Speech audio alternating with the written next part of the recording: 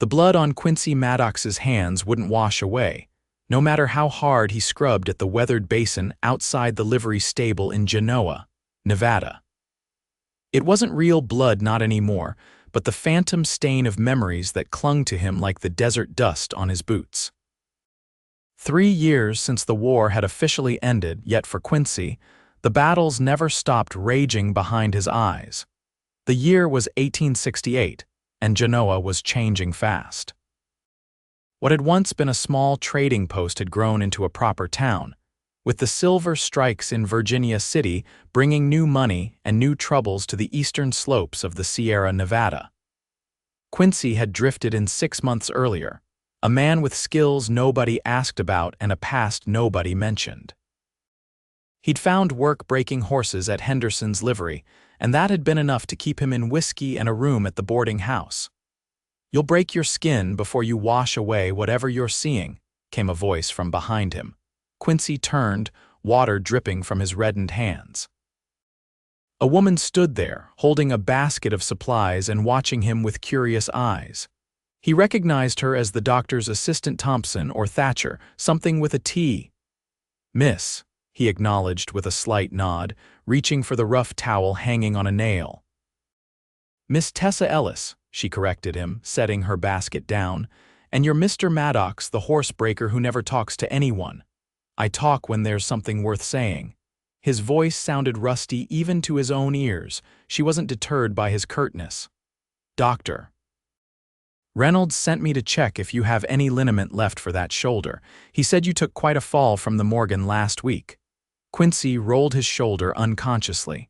The pain had faded to a dull ache, but it still pulled when he lifted his arm above his head. "I've had worse."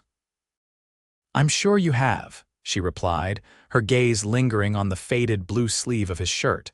Not many men in Genoa wore remnants of Union Army uniforms. Fewer still wore them with the hollow look that Quincy carried. "But that doesn't mean you need to suffer what hurts you now." There was something about the way she said it, like she was talking about more than just his shoulder, that made Quincy look at her properly for the first time. Tessa Ellis wasn't what most would call a beauty, not in the conventional sense. Her brown hair was pulled back in a practical knot, her dress plain but neat, and her hands, he noticed, were like his working hands, marked with small nicks and calluses. But her eyes were remarkable, a clear, intelligent hazel that seemed to look straight through his carefully constructed walls. "I don't need checking on," he said, more gruffly than he'd intended. "Everyone needs checking on sometimes, Mr. Maddox," she replied, picking up her basket again. "Even men who think they're islands unto themselves." She turned to go, then paused. "The liniment is in the basket, doctor. Reynolds says to use it twice daily, and—" She glanced back at his still reddened hands. "Whatever you're trying to wash away, it might help to know that water isn't always the answer." She walked away before he could reply, her skirts sweeping the dusty ground of the stable yard. Quincy watched her go, the small bottle of liniment clutched forgotten in his hand. That night, lying on his narrow bed in the boarding house, Quincy found himself thinking about Tessa Ellis's words. He'd been washing his hands when the memories came, as they often did, memories of field hospitals and the coppery smell of blood, of men screaming for mothers who couldn't hear them, of his own hands trying desperately to stem wounds that wouldn't stop bleeding. He'd been a field medic before he was a soldier, and sometimes he thought those memories were worse than the ones of actual combat. Sleep came in fits and starts, as it always did. When dawn finally broke, Quincy rose, splashed cold water on his face, and headed to the livery. There was a new stallion that needed breaking, a massive black beast with wild eyes that had already thrown 2 men. It was dangerous work, but that was precisely why Quincy sought it out. When he was focused on staying alive, the ghosts retreated to the corners of his mind. The horse was waiting for him, stomping and snorting in the corral. Jeb Henderson, the livery owner, stood watching with arms crossed. "You sure about this one, Maddox?" Henderson asked, eyeing the stallion warily. "Might be better to just sell him to the army. Let them deal with his temper." Quincy didn't answer immediately. He was studying the horse, watching the way it moved, the way its ears flicked back and forth. "He's not mean," he finally said. "He's scared. Someone hurt him." Henderson snorted. "Don't matter much why he's breaking men's ribs, just matters that he is." "Give me a week," Quincy said, unlacing his worn leather gloves from his belt. "I'll have him taking a saddle." "Your funeral," Henderson muttered, but he stepped back to give Quincy room. For the next hour, Quincy did nothing but stand in the corral, talking to the horse in a low, steady voice. The stallion paced the perimeter, nostrils flared, but Quincy just waited, patient as stone. By noon, the horse had stopped trying to charge him. By mid-afternoon, Quincy had managed to touch its neck briefly before it shied away.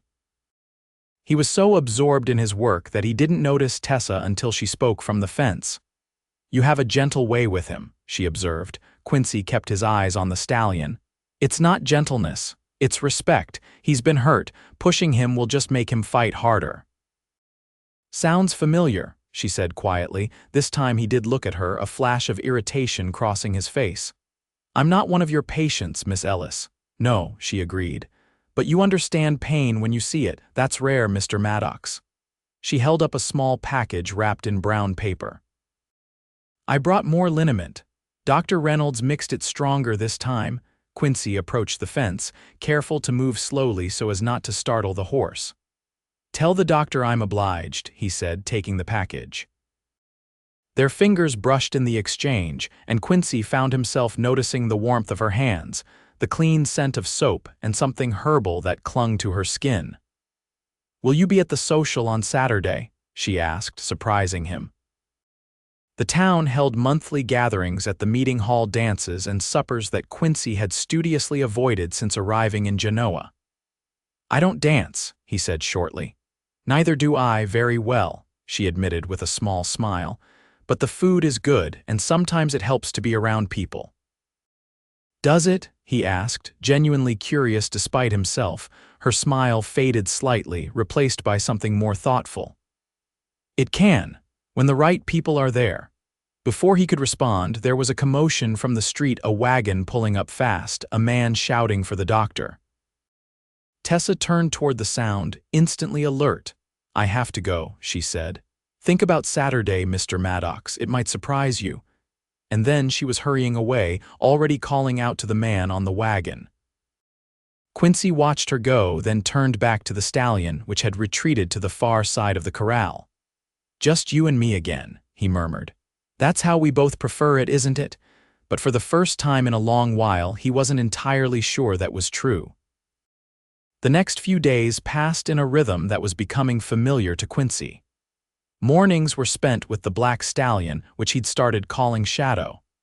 Afternoons were for the regular work of the livery shoeing horses, mending tack, exercising the boarding animals. Evenings were spent alone in his room at Mrs. Watkins's boarding house, or occasionally at the Silverbuck Saloon, nursing a single whiskey in the corner and avoiding conversation. But something had shifted. He found himself watching for Tessa, listening for her voice when he passed the doctor's office on Main Street. Twice more she brought liniment or messages from Dr. Reynolds, and each time their conversations lasted a little longer. He learned she had come west with her brother 2 years ago, that she had worked as a nurse during the war in a Washington hospital, that she had a fondness for peppermint candy and could name every bone in the human body. He told her almost nothing in return, yet she didn't seem to mind.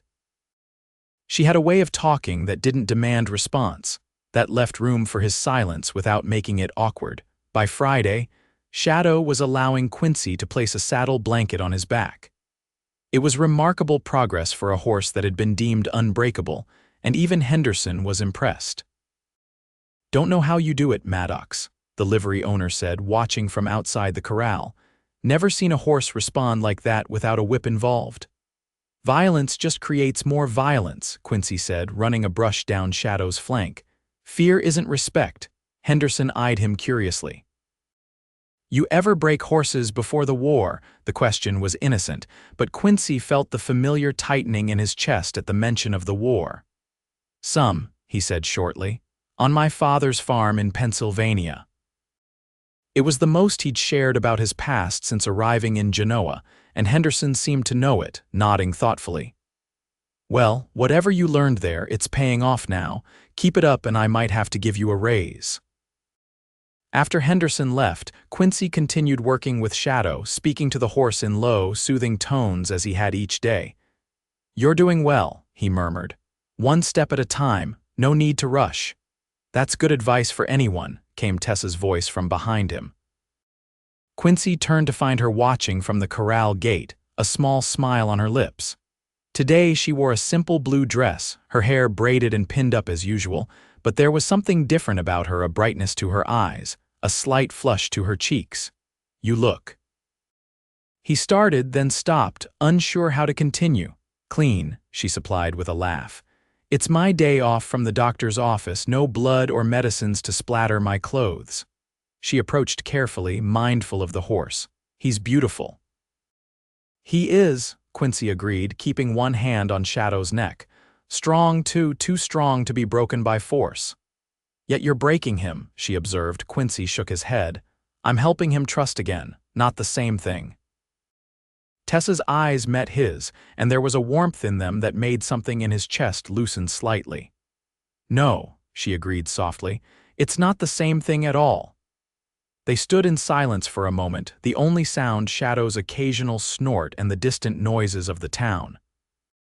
Quincy found himself noticing the way the afternoon light caught in Tessa's hair, bringing out strands of gold among the brown.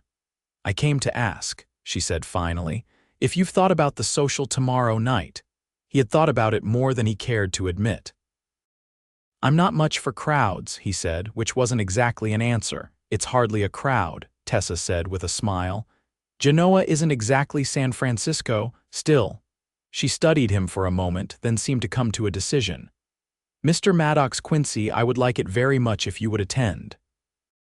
"With me?"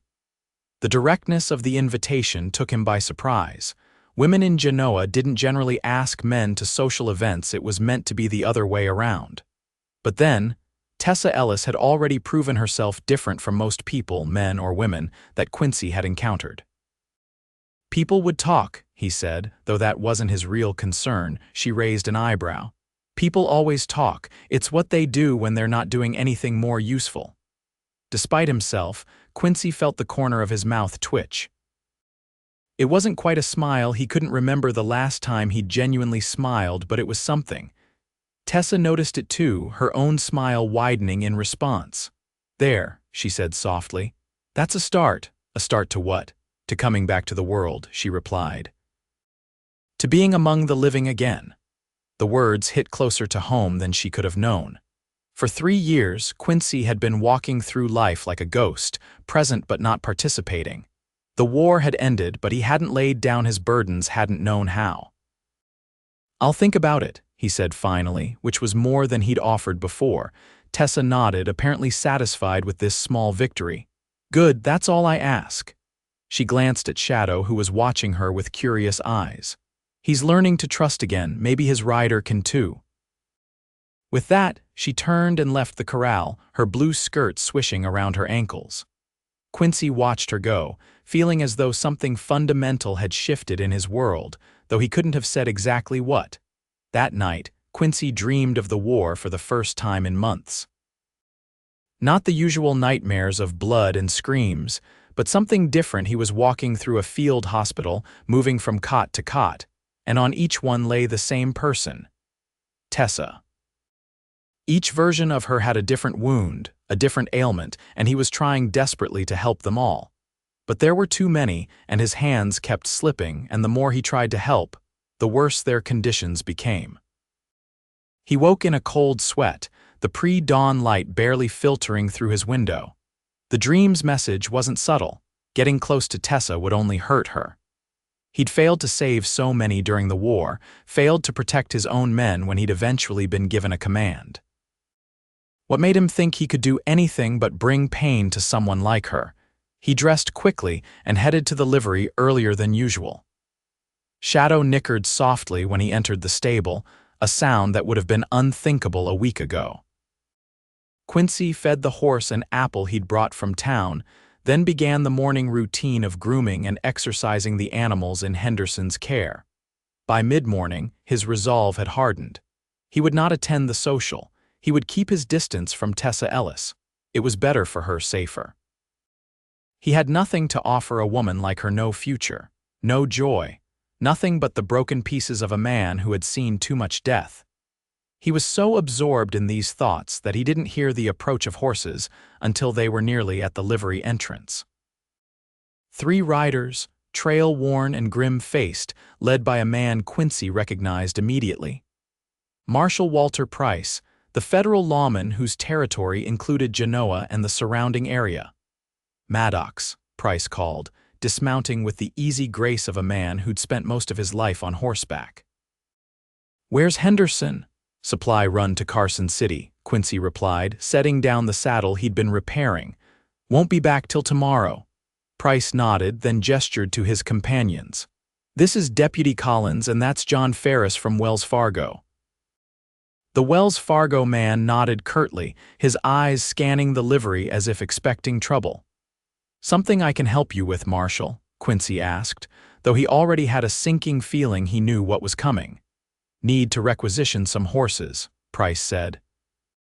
"Stage got robbed 10 miles east of here yesterday. Driver was shot, guard too. We've been tracking the gang since dawn." "How many are you after?" 5, maybe 6, the deputy supplied. "Headed into the mountains from the looks of the trail." Quincy considered this. The mountains east of Genoa were rough country rocky passes, dense pine forests, steep drop-offs. Not a place to pursue outlaws without good horses and better knowledge of the terrain. "Henderson's got 3 horses that could handle mountain work," he said finally. "But you'd be better off with a guide. Easy to get turned around up there." Price's eyes narrowed slightly. "You know those mountains, Maddox?" Quincy hesitated. He'd spent plenty of time in the foothills since arriving in Genoa, hunting and sometimes just seeking solitude. But he had no desire to join a posse, to risk being thrown back into violence and death. "Some," he admitted reluctantly. "Good," Price said decisively. "You're coming with us. Towns short-handed with half the men off at the timber camps or mines need every able body." It wasn't a request. Marshal Price had the authority to deputize civilians in emergency situations, and a stage robbery with fatalities qualified. Quincy knew he could refuse. Price wouldn't force him at gunpoint, but that would raise questions, draw attention he'd been careful to avoid. "When?" he asked, resigned. "As soon as you can saddle those horses," Price replied. "We've got supplies. It'll be a hard ride, might be a couple of days if they head deep into the mountains." Quincy nodded once, then went to prepare the horses, his mind already mapping the terrain they might cover, the places men on the run might hole up. He was so focused on the task that he almost missed the approach of quick footsteps. "Mr. Maddox." Tessa's voice cut through his thoughts. "I heard the marshal was here, and she stopped short when she saw the guns and gear being prepared. You're going after the stage robbers." It wasn't a question, but Quincy nodded anyway, tightening the cinch on a sturdy bay gelding. "Marshal's orders." Tessa's face paled slightly. "Doctor." "Reynolds treated the stage driver when they brought him in last night. These men are dangerous, Quincy." It was the first time she'd used his given name without the formality of his surname attached, and the sound of it in her worried voice did something strange to his chest. "I've handled dangerous men before," he said, more confidently than he felt. She stepped closer, lowering her voice so the lawman couldn't hear. "Is that why you came west? To escape dangerous men or to escape being one yourself?" The question was uncomfortably perceptive, striking too close to truths Quincy had buried deep. "I have to go," he said, avoiding her eyes. "Marshal's waiting." Tessa reached out, her hand catching his arm with surprising strength. "Then go, but come back," she said fiercely. "Do you understand me? Come back." The intensity in her voice made him finally look at her, really look, and what he saw in her eyes shook him to his core. Concern, yes, but something deeper too, something he hadn't seen directed his way since before the war. "I'll try," was all he could manage. She held his gaze for a moment longer, then released his arm and stepped back. "I'll hold you to that, Quincy Maddox." She glanced at the marshal, who was watching them with undisguised interest. "And I'll expect you at the social tomorrow night." Before he could respond, she turned and walked away, her back straight, her steps purposeful. Quincy watched her go, a strange mixture of emotions churning inside him. "Friend of yours?" Price asked, coming to stand beside him. Quincy resumed saddling the horse. "Just the doctor's assistant." Price made a non-committal sound that suggested he didn't believe that for a second. "Ready to ride in 5 minutes," he said instead. "I want to catch these bastards before they reach the high passes." 5 minutes later, the small posse rode out of Genoa, heading east toward the mountains that loomed blue and imposing in the distance. Quincy led them, guiding them onto trails that would take them up into the rocky wilderness where men could disappear if they knew how. The day stretched long as they climbed higher, following signs of the fleeing robbers, a campsite hastily abandoned, tracks in soft earth, broken branches where horses had pushed through brush. By late afternoon, they had reached a high meadow where the trail seemed to split, some tracks heading north toward Carson City, others continuing east into rougher terrain. "They've split up," Deputy Collins observed, dismounting to examine the tracks more closely. "Smart," Ferris, the Wells Fargo man, muttered. "Makes them harder to track." Price looked to Quincy. "What do you think, Maddox? Which way would you go if you were running?" Quincy surveyed the land, considering. "Depends on what they're carrying.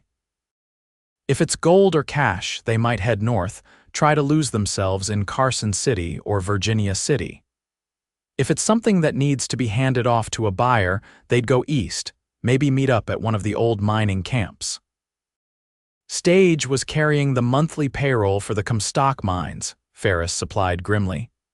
20,000 in banknotes and gold coin. That changed things. "East," Quincy said with more certainty. "The northern route is too obvious, too many people. East gets them into territory where they can lie low, divide the money, then scatter." Price nodded. "East it is, but we'll need to make camp soon, no tracking in the dark." They found a sheltered spot near a small creek. The horses hobbled to graze while the men set up a cold camp, no fire that might alert the outlaws to their presence. As night fell, bringing the sharp chill of mountain air, Quincy took first watch, sitting with his back against a pine tree, rifle across his lap. The stars came out, brilliant in the clear mountain sky, and Quincy found his thoughts drifting to Tessa. Her face when she'd told him to come back. The feel of her hand on his arm. The way she looked at him like she could see past all his defenses to the man he'd been before the war, a man he wasn't sure existed anymore. "Can't sleep." Price's voice broke into his thoughts as the marshal settled beside him, offering a flask. Quincy took it, sipped the burning whiskey, and handed it back. "Just thinking about that girl back in Genoa." When Quincy didn't answer, Price continued. "Ellis, right? The doctor's assistant, good woman from what I hear, capable." "She is," Quincy agreed, seeing no point in denying what Price had clearly already observed. "Known her long, few months." Price took another pull from the flask. "War veteran, aren't you? Noticed that Union jacket you wear sometimes." Quincy tensed slightly. "Lot of veterans out here." "True enough. West is full of men trying to outrun memories." Price was silent for a moment. "I rode with the 2nd California Cavalry myself. Spent most of the war chasing Confederates through New Mexico territory." This was how it often began, the tentative reaching out of one veteran to another, the subtle acknowledgement of shared experience. In the past, Quincy had shut down such overtures immediately. Tonight, perhaps because of the mountain solitude or the lingering thought of Tessa, he found himself responding. 6th Pennsylvania Cavalry," he said quietly. "Started as a field medic, ended as a lieutenant." Price nodded, not pushing for more. "Rough outfit. The 6th saw some heavy fighting." "Yes." The word contained multitudes. Antietam, Gettysburg, the Wilderness, Cold Harbor, places where the dead had piled so high they'd formed their own geography. "Hard to come back from that," Price observed. "Hard to find your way to peace." Quincy stared out at the dark shapes of the mountains. Some never do. And some find help along the way, Price said meaningfully. That Ellis woman, she has the look of someone who understands suffering, probably saw plenty in those Washington hospitals. The thought had occurred to Quincy as well. There was something in Tessa's eyes sometimes, a shadow that suggested she knew the cost of war firsthand. "Get some sleep, Marshal," Quincy said, unwilling to pursue the conversation further. "I'll wake Collins for the next watch in a few hours." Price studied him for a moment, then nodded and rose, pausing before he walked away. "Whatever you're running from, Maddox, it catches up eventually. Better to face it with someone at your side than alone in the dark." With that, he moved to his bedroll, leaving Quincy to the night and his thoughts. Dawn broke clear and cold, the men rising silently and mounting up without the comfort of coffee or hot food. The trail was fresher now, the outlaws less than half a day ahead by Quincy's estimation. They rode harder, pushing the horses up rocky slopes and through stands of pine and aspen. By mid-morning, they'd reached a high ridge overlooking a small, abandoned mining camp nestled in a narrow valley. Smoke rose from one of the ramshackle cabins, a thin plume quickly dispersed by the mountain breeze, but unmistakable. "There," Ferris whispered unnecessarily, pointing. Price surveyed the camp through a spyglass. "I count 3 horses tied outside the main cabin. Could be more inside or in the other buildings." "How do you want to play this, Marshal?" Collins asked, checking the action on his Winchester. Price considered, then turned to Quincy. "You know this place, Maddox," Quincy nodded. "Old Silver operation played out 5 or 6 years ago. 2 ways in the main trail we're on and a back route through that ravine to the east. Steep but passable." "Good. You and Collins take the back way. Ferris and I will approach from the front. Wait for my signal, 3 shots in the air. If they run, they'll likely come your way." It was a solid plan, as these things went. Quincy had been in enough battles to know that no plan survived contact with the enemy, but the basic strategy was sound. He and Collins backtracked and circled wide, finding the ravine and making their cautious way down to position themselves where they could cover the eastern escape route. They waited, tense and watchful, for nearly half an hour before 3 shots rang out from the direction of the camp. Almost immediately, there was the sound of return fire, a lot of it suggesting the outlaws were well armed and ready to fight. "Damn," Collins muttered. "Sounds like they were expecting company." More gunfire erupted, then the pounding of hooves. 3 riders burst from the camp, heading straight for the ravine, straight for where Quincy and Collins waited in ambush. U.S. "Marshal, throw down your weapons," Collins shouted, standing from cover with his rifle raised. The outlaws responded with gunfire, bullets splintering bark from the trees around them. Quincy fired back, aiming for the lead rider's horse, bringing the animal down in a thrashing heap that sent its rider tumbling across the rocky ground. The other 2 outlaws split up, one continuing toward the ravine, the other wheeling his horse back toward the camp. Collins took off after the one heading into the ravine, leaving Quincy to deal with the fallen rider who was scrambling to his feet, gun in hand. Quincy fired again, the bullet kicking up dirt at the man's feet. "Drop it," he ordered. For a moment, it seemed like the outlaw might comply, his gun hand wavering. Then his face hardened and he raised his pistol. Quincy didn't hesitate. His next shot hit the man in the shoulder, spinning him around and dropping him to his knees.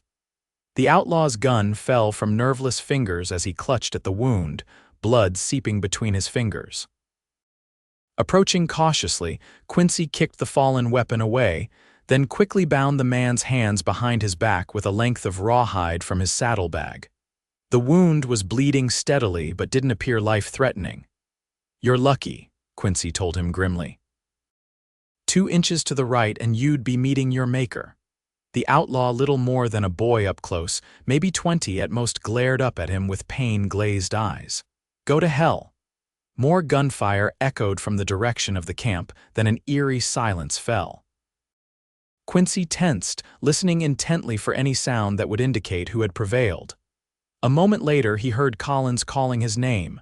"Maddox, you alive?" "Here," Quincy shouted back, relief washing through him. "Got one of them." Collins appeared moments later, leading his horse and looking distinctly worse for a bloody gash across his forehead, his coat torn at the shoulder. "Lost the one I was chasing in the rocks," he admitted, "but Price got two back at the camp." "And Ferris," Collins's expression darkened. "Took a bad one in the chest. Price is with him now, but it doesn't look good." Quincy's medical instincts kicked in immediately. "Get this one back to the camp," he said, indicating the wounded outlaw. "I'll see what I can do for Ferris."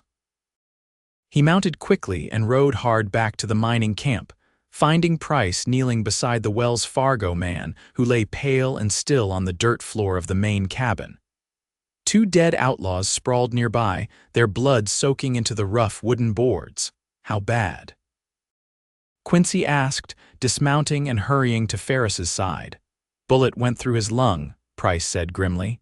"He's still breathing, but barely."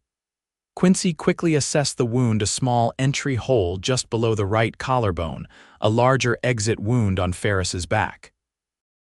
The man's breathing was labored, a frothy pink tinge to his lips indicating a punctured lung. It was the kind of wound that had killed countless soldiers during the war, the kind that Quincy had seen claim too many lives. "We need to seal the wound," he said, falling back on his field medic training, "and get him to a real doctor as soon as possible. Nearest doctor is Reynolds, back in Genoa," Price pointed out. "That's a full day's ride, and he won't survive being moved like this." Quincy's mind raced, weighing options that all seemed equally dire. "We can stabilize him here, try to get the bleeding under control.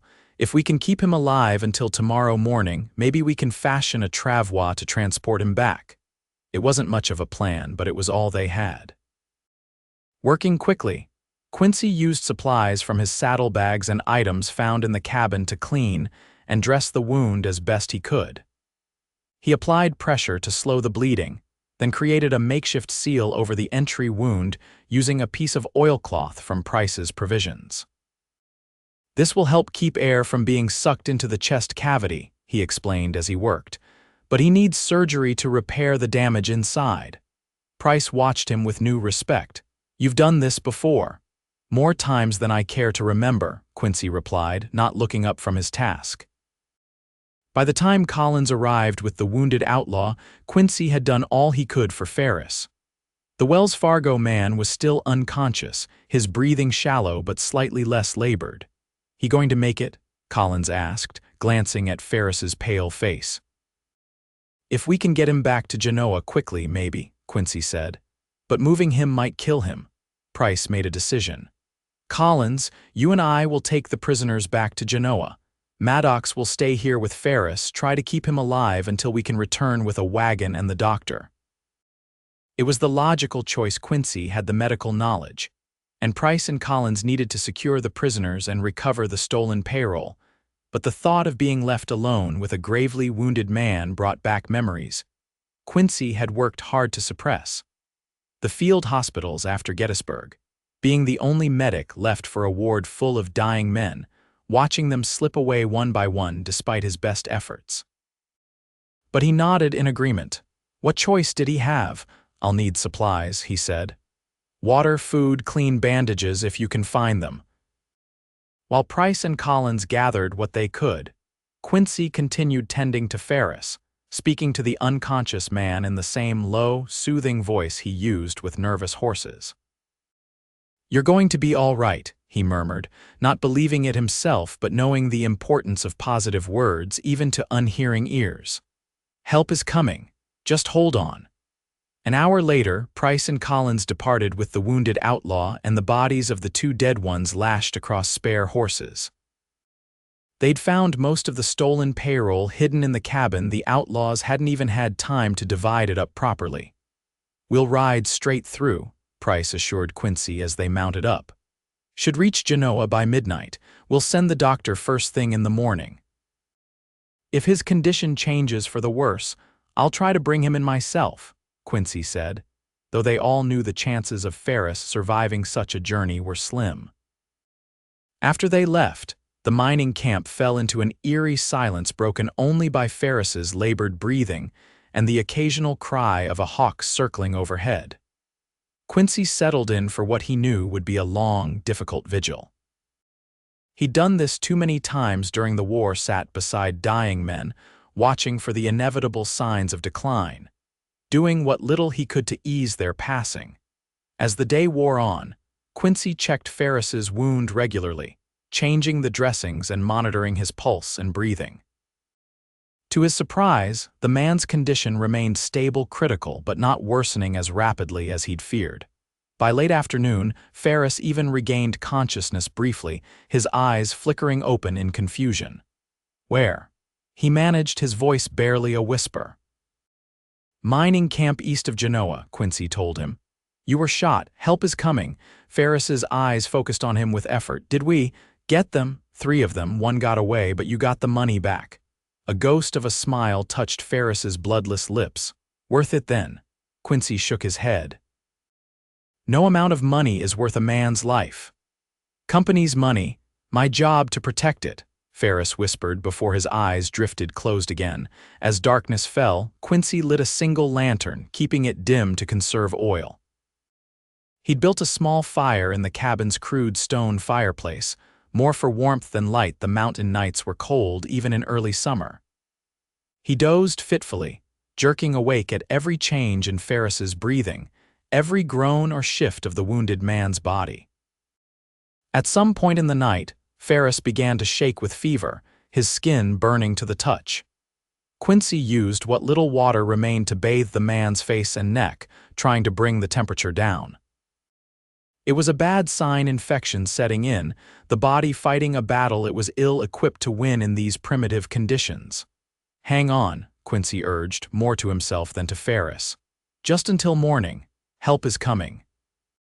But as the hours crawled by and Ferris's condition deteriorated, Quincy found himself facing the familiar specter of failure. How many men had he watched die despite his best efforts? How many last breaths had he witnessed, last words he'd carried like stones in his pockets? In the darkest hour before dawn, when Ferris's breathing became increasingly erratic, Quincy did something he hadn't done since the early days of the war. He prayed. Not the formal prayers of his childhood, but a raw, desperate plea for this one man's life, for a chance to save someone, anyone, after failing so many. The first pale light of dawn was filtering through the cabin's single grimy window when Quincy heard the approaching hoofbeats. He rushed outside, hoping against hope to see Dr. Reynolds, but instead found Tessa Ellis dismounting from a lathered horse, her face drawn with exhaustion but determined. "Tessa," he said in disbelief. "What are you doing here, doctor?"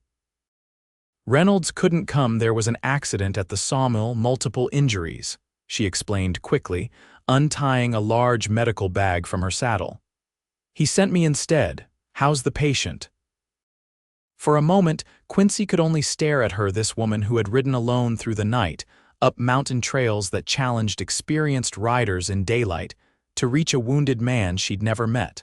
"Alive," he finally answered. "But barely. Fever set in a few hours ago." She nodded briskly, all business now. "Take me to him."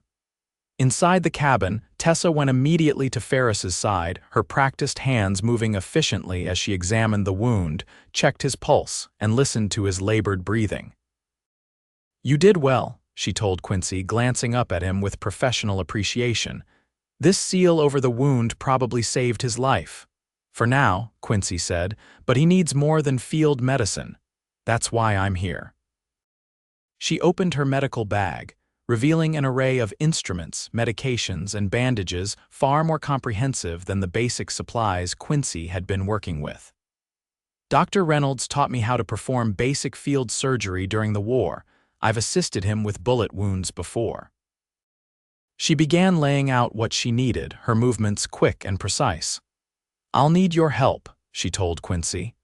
"I need to extract any fragments, clean the wound thoroughly, and repair what damage I can to prevent further bleeding." Quincy hesitated. He hadn't performed surgery since the war, hadn't trusted his hands to be steady enough for such delicate work. I'm not sure Yes, you are, Tessa interrupted firmly. You kept him alive through the night against the odds. Now help me keep him alive long enough to get him back to Genoa. There was such certainty in her voice, such unwavering faith in his abilities, that Quincy found himself nodding. Tell me what you need. For the next hour, they worked together in near-perfect synchrony, Tessa leading the procedure while Quincy assisted, handing instruments, maintaining pressure on bleeding vessels, monitoring Ferris's condition. Despite the crude conditions, Tessa worked with the skill and confidence of a seasoned surgeon, her focus absolute. When she finally straightened, wiping blood from her hands with a cloth, there was cautious optimism in her eyes. I've done what I can. The rest is up to him and God. When can we move him? Quincy asked. Not today, maybe tomorrow if he stabilizes. She glanced around the cabin. Price said he'd send a wagon. Tomorrow morning at the earliest, Quincy confirmed. Did you ride up here alone? For the first time, a flicker of uncertainty crossed Tessa's face. There wasn't anyone else available. The marshal and his deputy had to secure the prisoners, and most of the able-bodied men in town were either dealing with the sawmill accident or out at the mining camps. The thought of her riding alone through the wilderness, vulnerable to the elements, wild animals, and the remaining outlaw who was still at large, sent a chill through Quincy that had nothing to do with the mountain air. That was reckless, he said, more harshly than he'd intended. Tessa's chin came up, a spark of defiance in her eyes. That was necessary, and I'm perfectly capable of looking after myself, Mr. Maddox. Quincy, he corrected automatically, then sighed, running a hand through his hair. I know you're capable, but it was still a risk. Life is a risk, she replied simply. Every day we wake up is a risk. The question is whether what we're risking ourselves for is worth it. She glanced at Ferris, who was breathing more easily now, some color returning to his face. I think a man's life is worth it, don't you? The question hung between them, laden with meaning beyond the immediate situation.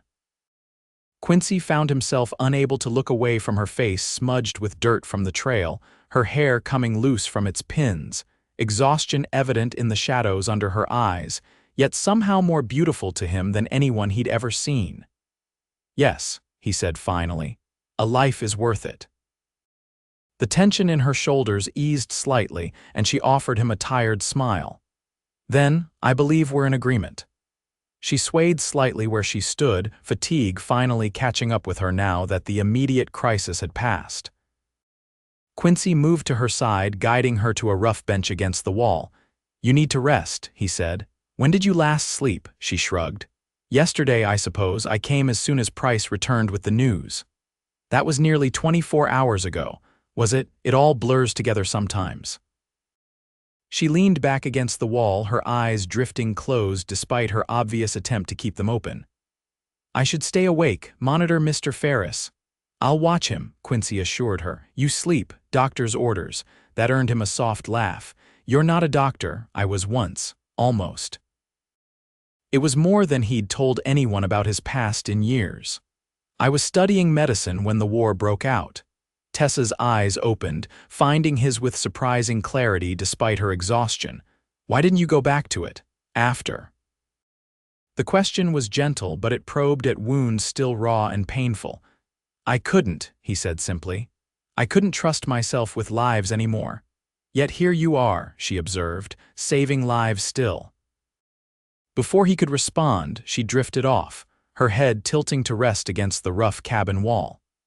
Quincy found a worn blanket and draped it gently over her, then returned to Ferris's side to continue the vigil they now shared. The day passed slowly.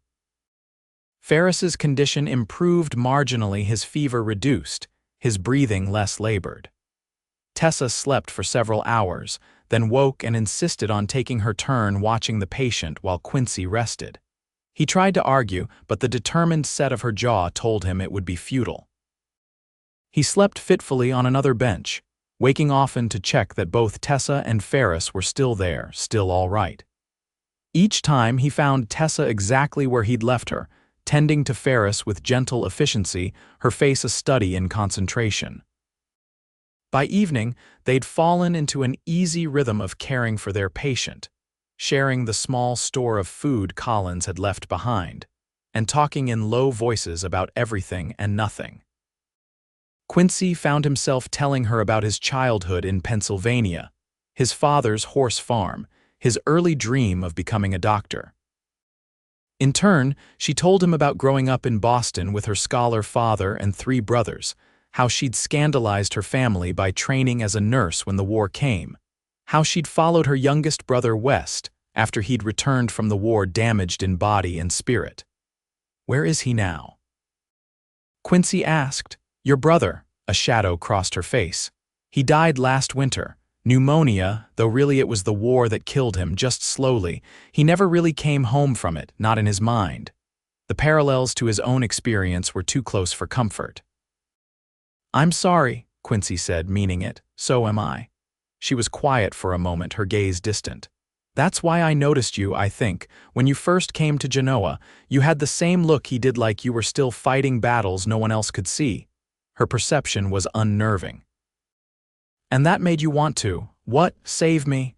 "No," she said, surprising him. "It made me want to know you. There's a difference." She met his eyes steadily. "I don't think people can save each other, Quincy.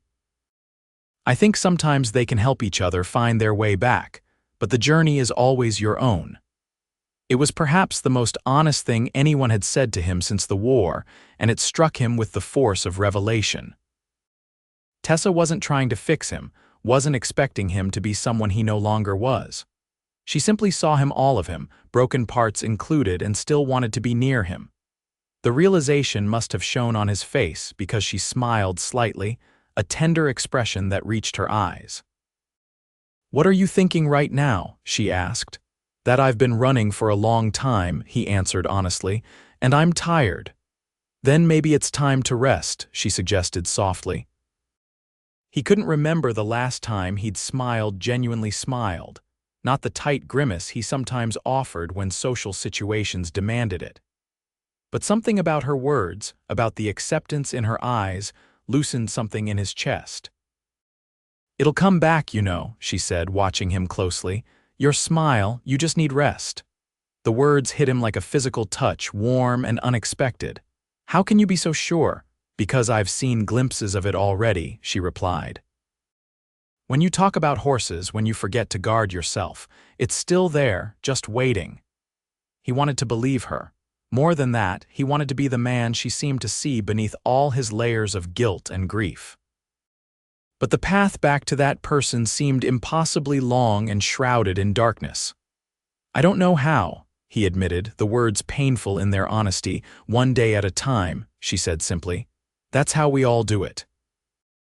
Their conversation was interrupted by a groan from Ferris, who was stirring more actively now, showing signs of returning to full consciousness. They both moved to his side, Tessa checking his pulse while Quincy supported his head to offer water. "Where am I?" Ferris rasped after taking a small sip. "Still at the mining camp," Quincy told him. "But you're doing better. Wagon's coming tomorrow to take you back to Genoa." Ferris's eyes, clearer now, moved between Quincy and Tessa. "You too, doctors?" "She is," Quincy said. "I'm just helping." Tessa shot him a look that suggested she disagreed with his assessment but didn't correct him aloud. Instead, she said to Ferris, "You've been very lucky, Mr. Ferris. The bullet missed your heart by inches.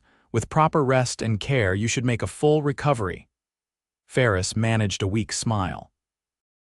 "Obliged to you both." His eyes drifted closed again, but this time it was the natural sleep of healing rather than the unconsciousness of trauma. "He'll sleep through the night now, I think," Tessa said, straightening up. "His body is focusing all its energy on healing." Outside, the last light was fading from the sky, the first stars appearing in the deepening blue. Quincy stepped to the cabin door, needing a moment of fresh air after the long hours indoors with the smell of blood and antiseptic. Tessa joined him, standing close enough that he could feel the warmth of her presence without quite touching. For a while, they simply watched the stars emerge, the silence between them comfortable rather than strained. "It's beautiful up here," she said eventually. "Peaceful," Quincy nodded. He'd always found solace in the mountains, in the vast indifference of nature to human concerns. I come up this way sometimes, to hunt or just to be alone. Everyone needs solitude sometimes, she agreed, but not all the time. She turned to look at him, her face silvered by the rising moon. Will you still come to the social tomorrow night, assuming we make it back in time? The question caught him off guard. With everything that had happened, he'd almost forgotten about the town social. Do you still want me to? Yes, she said without hesitation. Very much. Something in her directness, her lack of guile, made the decision easier than he'd expected. Then yes, if we get back in time and if Ferris is stable, I'll come. Her smile was like the sun breaking through clouds. Good, I've been practicing my dancing, you know. I wouldn't want it to go to waste. I thought you didn't dance well, he reminded her, finding himself almost teasing, an unfamiliar but not unpleasant sensation. I'm a quick learner, she replied with a hint of mischief, though I suspect you're not much better. When was the last time you danced, Quincy Maddox? Before the war, he admitted. A long time ago. Then we'll be well matched in our awkwardness, she said cheerfully. No one will be able to tell which of us is stepping on the other's toes. The image made something tug at the corner of his mouth, not quite a smile, but the closest he'd come in years. Tessa noticed, her own smile widening in response. There, she said softly. That's a start. The moment stretched between them, filled with possibilities neither had yet put into words. Quincy found himself wondering what it would be like to bridge the small gap between them, to touch her face, to feel her warmth more directly. The desire surprised him with its intensity. He'd thought that part of himself long dead, another casualty of the war. The spell was broken by a sound from inside the cabin. Ferris shifting on his makeshift bed, murmuring something in his sleep. Tessa turned immediately, her healer's instincts taking precedence over the moment they'd been sharing. I should check on him, she said, though her eyes lingered on Quincy's face a moment longer. Go ahead, he said, needing a few more minutes of night air to gather himself. I'll be right in. Alone on the cabin's small porch, Quincy looked up at the vast field of stars overhead and felt, for the first time in years, something like hope stirring in his chest. It was fragile, uncertain, easily crushed, but it was there. A tiny flame where before there had been only cold ashes. Morning came with the sound of wagon wheels and horses, Hooves Price returning with a wagon as promised, accompanied by 2 men from town to help transport Ferris. The Wells Fargo man was weak but conscious, his condition stable enough for the journey back to Genoa according to Tessa's assessment. You did good work here, Price told them as they carefully loaded Ferris onto a bed of blankets in the wagon bed. Both of you. His eyes moved between Quincy and Tessa with knowing appreciation. Doc Reynolds will be impressed. It was mostly Miss Ellis, Quincy said. She's the one who knew what to do. We worked together, Tessa corrected, giving him a look that brooked no argument. It was a partnership. The word lingered in the air between them as they mounted up for the return journey, Tessa on her horse, Quincy on the mount Price had brought for him. The trip down the mountain was slow and careful, with frequent stops to check on Ferris's condition. By mid-afternoon, they could see Genoa in the distance, nestled in the valley below. We'll make it back in time for the social after all, Tessa observed as they paused to rest the horses. If you still want to go. Quincy found that he did, surprising himself. I said I would. Her smile was worth whatever discomfort the social might bring. 8 o'clock at the meeting hall, she reminded him. I'll be the one in the blue dress. They parted ways in town, Tessa accompanying Ferris to the doctor's office, Quincy returning to the livery to check on Shadow and the other horses. Henderson was back from Carson City, full of questions about the posse and the outlaws, but Quincy kept his answers brief. He had other things on his mind. Back at Mrs. Watkins's boarding house, he found himself standing before the small, spotted mirror in his room, considering his appearance more critically than he had in years. His clothes were serviceable but worn, his hair too long, his beard unkempt. Not the appearance of a man attending a social with a lady. For the first time since arriving in Genoa, Quincy visited the barber, enduring the man's cheerful chatter as he trimmed his hair and beard to a more respectable length. Then, with some reluctance, he entered the general store and purchased a new shirt, white cotton, stiff with newness, and a black string tie that the shopkeeper assured him was just the thing for social occasions. By the time 8 o'clock approached, Quincy was more nervous than he'd been facing down armed outlaws. He stood outside the meeting hall, hearing the music and laughter from within, fighting the urge to turn around and head back to the solitude of his room. What stopped him was the thought of Tessa waiting inside, perhaps watching the door for him. The thought of disappointing her was somehow worse than the discomfort of facing a room full of people. Drawing a deep breath, he pushed open the door and stepped inside.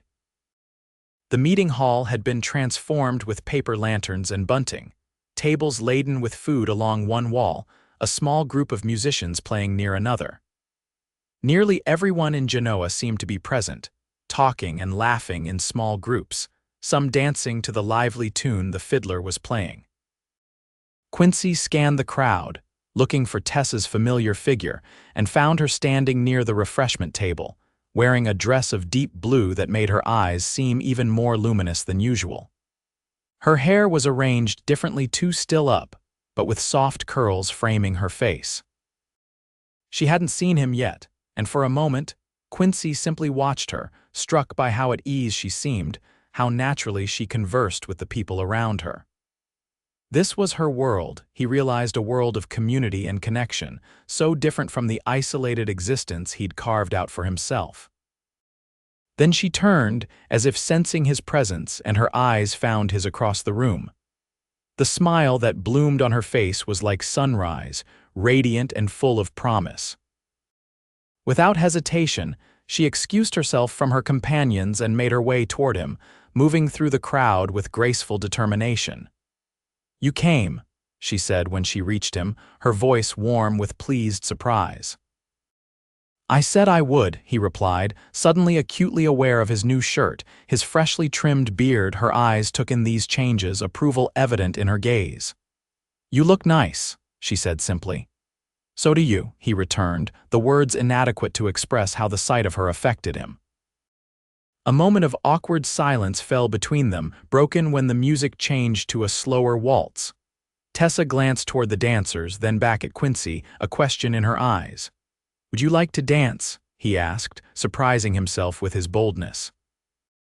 "I would," she replied, and there was something in her voice, a catch, a breathlessness that suggested this was more than just a social pleasantry to her. Quincy offered his arm, and she placed her hand on it, the warmth of her touch seeping through the fabric of his new shirt. They moved to the edge of the dance floor where other couples were already swaying to the music. "I should warn you," he said as he tentatively placed his hand at her waist. "I'm out of practice." "So am I," she admitted, her free hand coming to rest on his shoulder. "We'll muddle through together." And somehow they did. Their steps were awkward at first, both of them too conscious of the other's proximity, but gradually they found a rhythm, moving together with increasing confidence. Tessa was warm and solid in his arms, her hand small but strong in his, her eyes never leaving his face. "How is Ferris?" Quincy asked, needing to break the intensity of the moment. "Resting comfortably," she replied. "Dr. Reynolds says he'll recover fully thanks to our care. He was quite impressed with your field medicine." "I had a good partner," Quincy said, meaning it. They danced in silence for a few moments, simply moving together to the music. Around them, other couples twirled and stepped, some with more skill, but none, Quincy suspected, with the same sense of discovery. "I'm glad you came tonight," Tessa said finally. "I know it wasn't easy for you. It's getting easier," he admitted. "Being around people again, being around me." She asked, a hint of vulnerability in the question. Quincy looked down at her, at the hope and uncertainty mingled in her expression, and found himself speaking from a place of honesty he'd forgotten existed. "Yes, being around you makes everything easier, Tessa. You make me remember things I thought I'd lost forever." The music ended, but they remained where they were, still holding each other, oblivious to the couples moving around them toward the refreshment table. "What things?" she asked softly. "How to feel something besides guilt and regret," he said. "How to want a future instead of just enduring the present." Her eyes widened slightly, a flush rising to her cheeks. "And what do you want for that future, Quincy?" It was a question he hadn't allowed himself to consider in years, yet now the answer seemed obvious, standing right before him. "I want to find out if there's still a chance for me to be whole again," he said, "and I think that chance might have something to do with you." The directness of his words clearly took her by surprise, but the smile that followed was radiant. "I think it might," she agreed softly.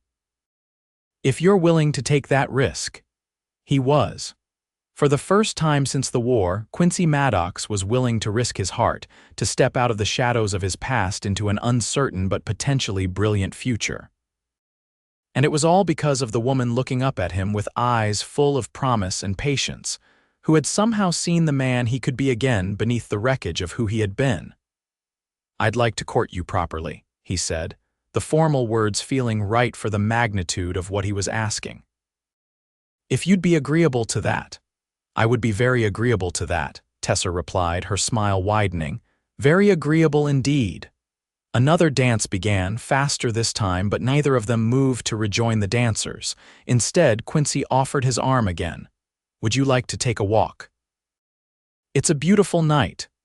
"I would," she said, placing her hand on his arm with a naturalness that felt like coming home. They slipped out of the meeting hall into the cool evening, the stars brilliant overhead, the sounds of music and laughter fading behind them. The main street of Genoa was quiet at this hour. Most of the town's residents either at the social or already retired for the night. They walked in comfortable silence for a while, their steps falling into an easy rhythm. Quincy was acutely aware of Tessa's hand on his arm, the slight pressure of her fingers, the way she occasionally glanced up at him with a smile that made his heart beat faster. "Tell me something," she said as they passed the darkened windows of the general store. "If you hadn't become a horsebreaker, what would you have done after the war?" The question made him pause, considering. "I wanted to finish medical school," he admitted. "Before the war, that was the plan.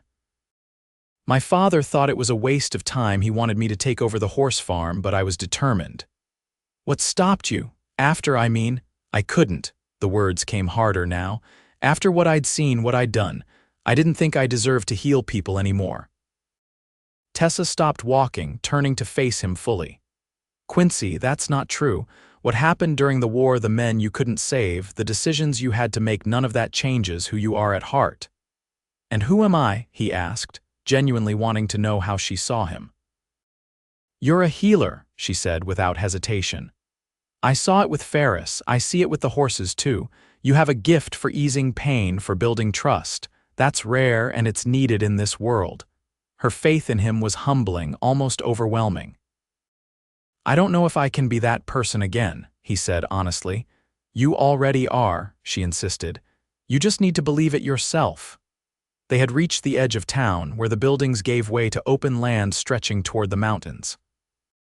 The moon cast everything in silver light, making Tessa's face seem luminous as she looked up at him. "I believe in you," she said softly. "I have since the first time I saw you washing your hands at the livery, trying to scrub away ghosts only you could see." The memory of that day, her voice cutting through his waking nightmare, her perceptive words about water not being the answer, struck him anew. "You saw straight through me from the beginning." "Not through you," she corrected. "I saw you, the real you, beneath all the layers of hurt and guilt." She reached up hesitantly to touch his face, her fingers gentle against his freshly trimmed beard. "I still do." The touch was so tender, so accepting, that something broke loose inside Quincy, a dam holding back emotions he'd suppressed for years. Without conscious thought, he covered her hand with his own, turning his face slightly to press his lips against her palm. Tessa's breath caught, her eyes widening, but she didn't pull away. Instead, she stepped closer, her free hand coming to rest lightly on his chest. "Quincy," she whispered, his name a question and an invitation. He answered by lowering his head slowly, giving her every chance to pull away if he'd misunderstood. But she rose to meet him, her lips touching his with a softness that belied the strength he knew she possessed. The kiss was gentle at first, tentative, both of them navigating unfamiliar territory. Then her hand moved from his face to the nape of his neck, drawing him closer, and the kiss deepened, became something more a promise, a beginning. When they finally parted, both slightly breathless, Tessa's eyes were bright with emotion. That, she said softly, was worth waiting for. And then it happened, something Quincy had thought long lost to him. He smiled. A real smile that reached his eyes, that lightened the burden he'd carried for so long. It felt strange, almost painful, like a limb waking from numbness, but it was undeniably there. Tessa's own smile widened in response. Joy and triumph mingled in her expression. "There it is," she said, touching the corner of his mouth with gentle fingers. "I knew it was still there." The months that followed that night were a time of gradual healing and rediscovery for Quincy. His courtship of Tessa progressed with the steady, patient pace that characterized everything about their relationship.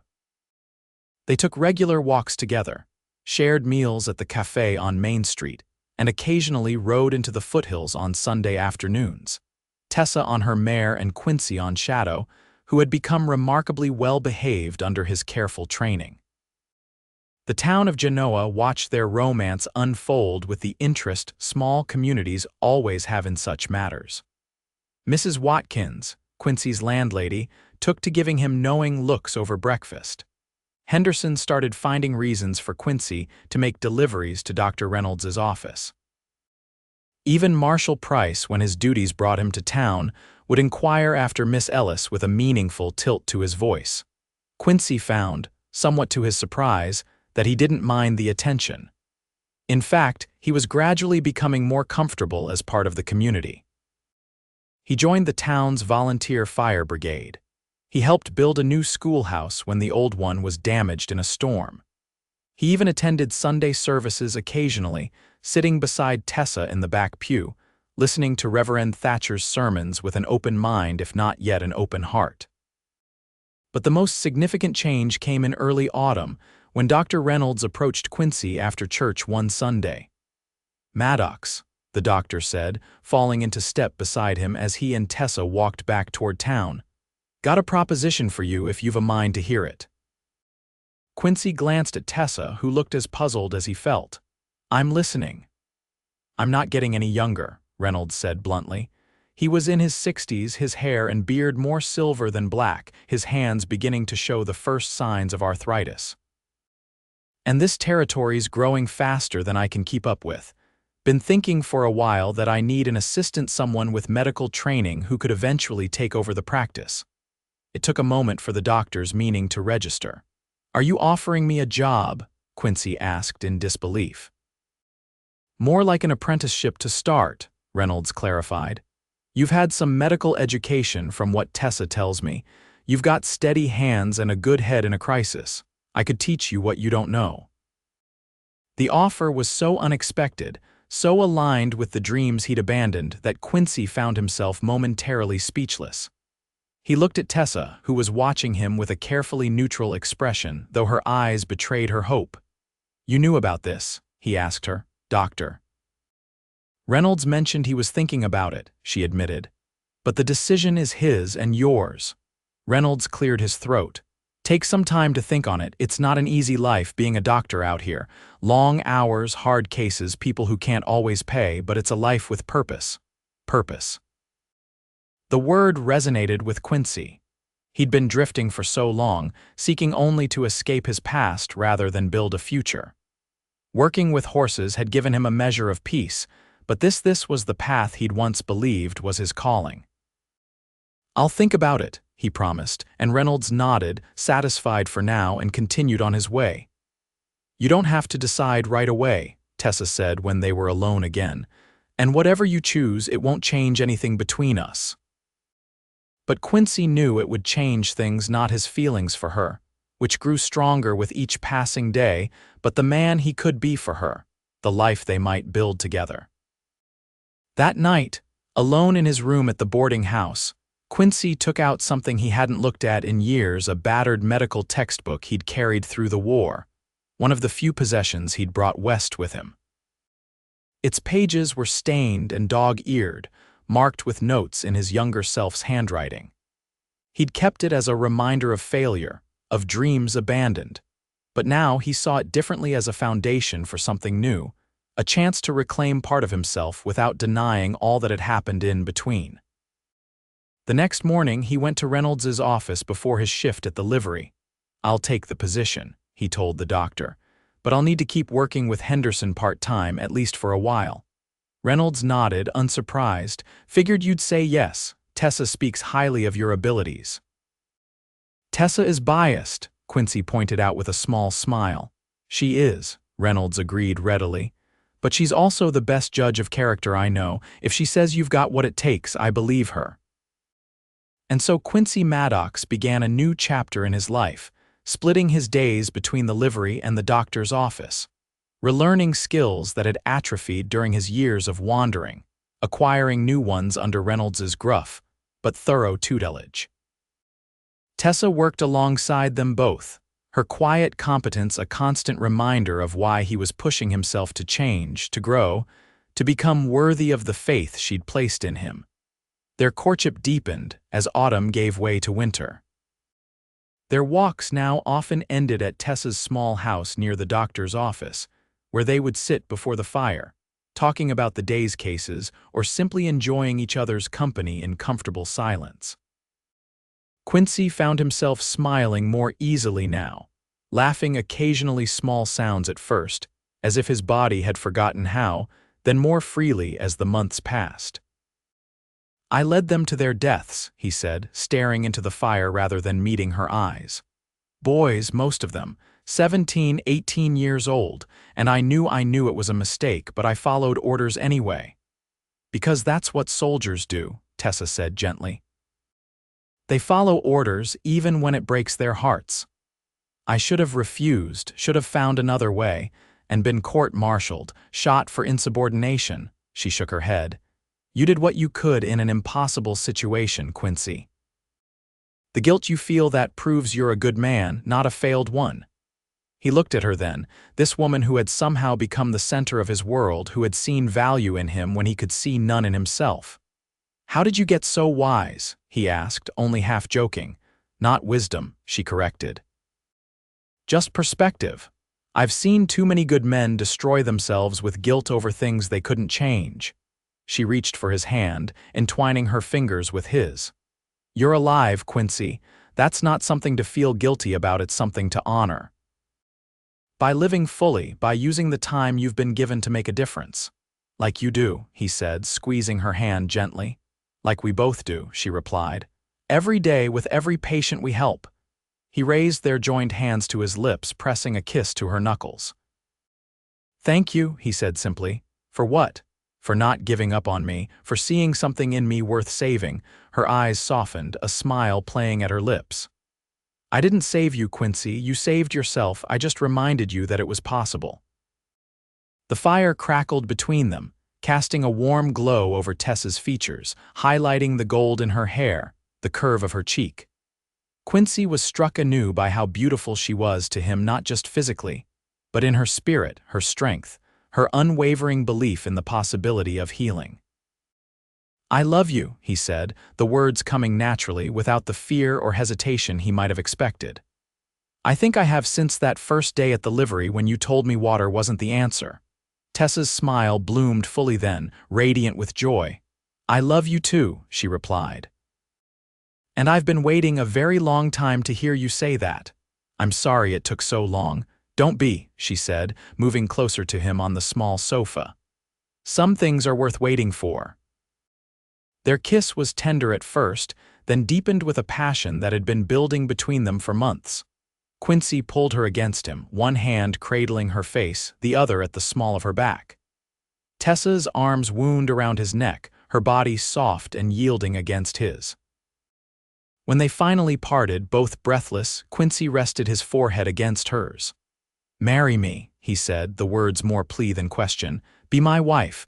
Let me spend the rest of my life trying to be worthy of you. You already are, she whispered. And yes, Quincy Maddox, I will marry you. As soon as you like. They were married in the spring of 1869 when the mountains around Genoa were bursting with wildflowers and new growth. The ceremony was small but joyful, held in the church with most of the town in attendance. Dr. Reynolds gave Tessa away, his gruff exterior momentarily softened by obvious affection for his assistant. Henderson served as Quincy's best man, looking uncomfortable but proud in his Sunday best. Tessa wore a simple dress of ivory silk, her hair adorned with small white flowers, her face radiant with happiness. Quincy, watching her walk toward him down the short aisle, felt a sense of wonder that this remarkable woman had chosen him, had seen past his damage to the man he could be again. "You're smiling," she whispered when she reached his side. "I have reason to," he replied, taking her hand in his. The vows were traditional but spoken with deep sincerity, each word a promise Quincy intended to keep for as long as he drew breath. When the Reverend pronounced them husband and wife, and Quincy bent to kiss his bride, the church erupted in applause and cheers, the sound of community celebration wrapping around them like an embrace. The reception was held at the meeting hall, the same place where they had danced together for the first time. There was food and music and laughter, and if Quincy occasionally found himself overwhelmed by the noise and the crowd, Tessa would appear at his side, her hand finding his, grounding him in the present moment. Late in the evening, as the celebration continued around them, Marshal Price approached their table, offering congratulations and a small wrapped package. "Wedding present," he explained as Quincy unwrapped it to reveal a fine pocket watch of silver. "Every doctor needs to keep good time." "Thank you, Marshal," Quincy said, genuinely touched by the gesture. "This is too generous." Price shook his head. "Consider it payment for services rendered. That stage robber you helped capture led us to the rest of his gang. Wells Fargo is mighty grateful." He glanced at Tessa with a knowing smile. "Besides, I like to think I had a small hand in bringing you two together." "You did," Tessa agreed warmly. "If you hadn't deputized Quincy that day, who knows how long it might have taken us." "Fate has its ways," Price said philosophically. "Sometimes it just needs a little help from a federal marshal." With a wink, he moved away to join other guests. "He's right, you know," Quincy said, tucking the watch carefully into his vest pocket. "If not for that posse, I might never have found the courage to tell you how I felt." "You would have," Tessa said with confidence. "Eventually, but I'm glad we didn't have to wait too long." She leaned against him slightly, her hand resting on his arm. "Are you happy, Quincy?" The question was asked softly, with genuine curiosity rather than doubt. Quincy considered it seriously, looking around at the gathering at people who had become friends rather than just acquaintances, at the town that had become home rather than just a stopping place. Then he looked at the woman beside him, his wife, the one who had believed in him when he couldn't believe in himself. "Yes," he said, realizing with some surprise that it was entirely true. "I am happy, Tessa, happier than I ever thought I could be again." She smiled up at him, her eyes bright with unshed tears of joy. "That's all I ever wanted for you, for us." Quincy bent to kiss her, no longer self-conscious about such displays of affection. "We should leave soon," he murmured against her lips. "I believe we have more private celebrating to do." A blush rose to Tessa's cheeks, but her eyes darkened with anticipation.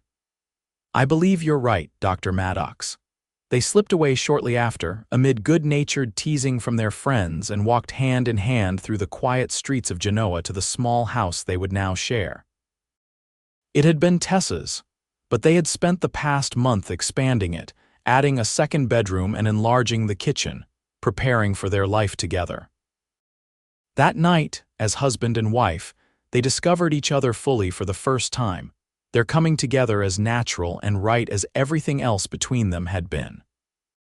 Quincy, who had feared that the war had taken this from him too, the ability to be tender, to be vulnerable with another person, found those fears groundless in Tessa's loving arms. She was patient, passionate and unashamed of her desire for him, and in her embrace the last of his walls came down. Afterward, lying together in the quiet darkness, Tessa's head on his chest, Quincy felt a sense of peace he had thought forever beyond his reach. "What are you thinking?" she asked, her fingers tracing idle patterns on his skin. "That I'm the luckiest man alive," he replied honestly. "That somehow, after everything, I've been given a second chance at life." He pressed a kiss to her hair. "That I love you more than I have words to express." She raised herself up to look at him, her face softened by moonlight streaming through the window. "You don't need words," she said. "I can see it in your eyes, in your smile." Her hand came up to touch his face, tracing the curve of his lips. "Your beautiful smile that's finally come back." And he was smiling, he realized had been smiling without even being aware of it, the expression now as natural as breathing. "You were right," he said, drawing her closer. "It just needed rest. You gave me that, Tessa. You gave me a place to rest my heart. And you gave me yours in return," she whispered. "That's all I ever wanted."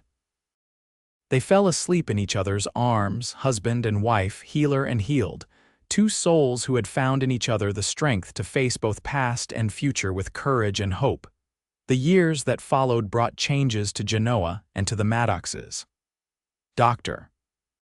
Reynolds retired fully in 1870, turning his practice over to Quincy, who had proven himself more than capable of handling the medical needs of the growing community.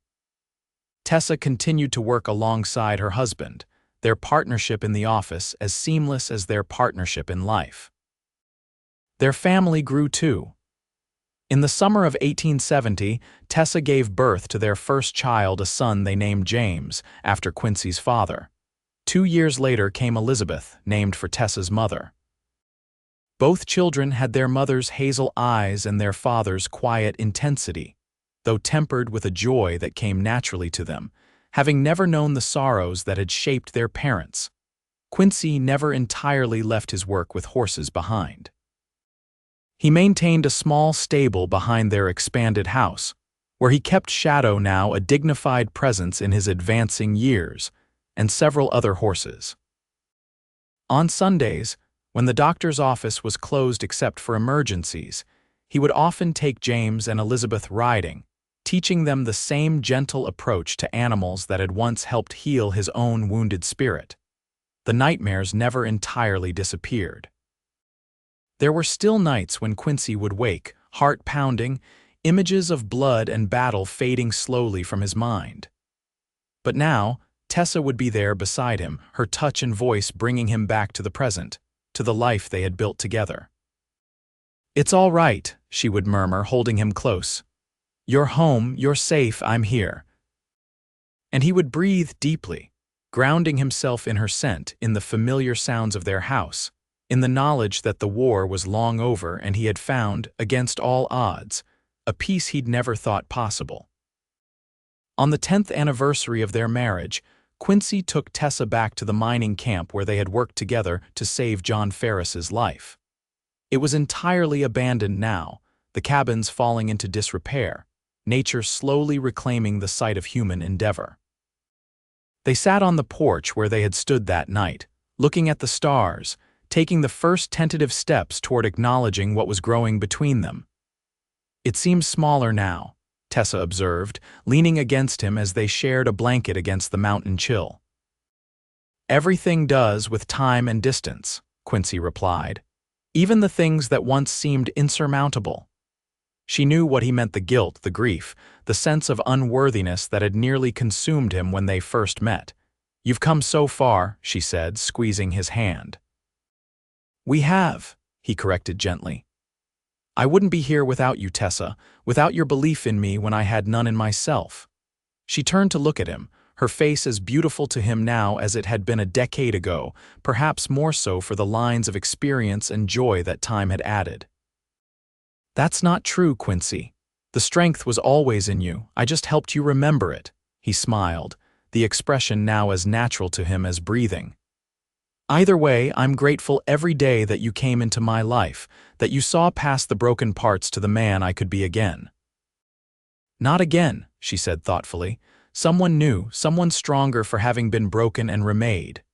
Quincy considered this, then nodded slowly. Perhaps you're right. I'm not the same man I was before the war, but maybe that's not a tragedy after all. It's not, she assured him. It's just life changing us, challenging us, shaping us into who we're meant to become. They fell silent, watching as the stars appeared one by one in the darkening sky, the same stars that had witnessed their beginning, that would shine down on their children and their children's children long after they were gone. I love you, Tessa Maddox, Quincy said eventually, his voice carrying in the clear mountain air. More today than yesterday and less than tomorrow, she smiled, leaning her head against his shoulder. And I love you, Quincy Maddox, always have, always will. As they sat together under the vast canopy of stars, Quincy reflected on the journey that had brought him to this moment, from the battlefields of a war that had nearly destroyed him to the peaceful life he'd found in Genoa, with the woman who had seen his worth when he could not. It hadn't been an easy path, and there had been times when he'd nearly lost his way, but in the end, he'd found something he'd thought forever beyond his reach, not just happiness but purpose, healing, love. And most miraculous of all, he'd found his smile again, the outward sign of an inward healing that continued day by day, year by year, in the embrace of the family and community that had become his own. That night, returning to their home in Genoa where their children slept peacefully under the watchful eye of Mrs. Watkins, Quincy and Tessa walked hand in hand through the quiet streets, their steps in perfect unison, their hearts beating to the same rhythm. They were no longer two wounded souls seeking solace, but partners in a life built on mutual respect, deep understanding, and a love that had transformed them both. As they reached their front porch, Quincy paused, looking at the warm light spilling from their windows at the life they had created together. "Thank you," he said simply. "For what?" Tessa asked, though her eyes suggested she already knew. "For everything," he replied. "For seeing me. For waiting, for believing that my smile would come back when I'd forgotten it was ever there." She reached up to touch his face, her fingers gentle against his skin. "It was always there," she said softly, "just waiting for the right moment, the right reason." And as he bent to kiss her under the stars, Quincy Maddox knew with absolute certainty that he had found both the moment and the reason, the time and the person with whom he could finally, fully live the life he'd been spared to live. Not just surviving, but thriving. Not just existing, but loving. Not just remembering the past, but building a future one day, one smile at a time.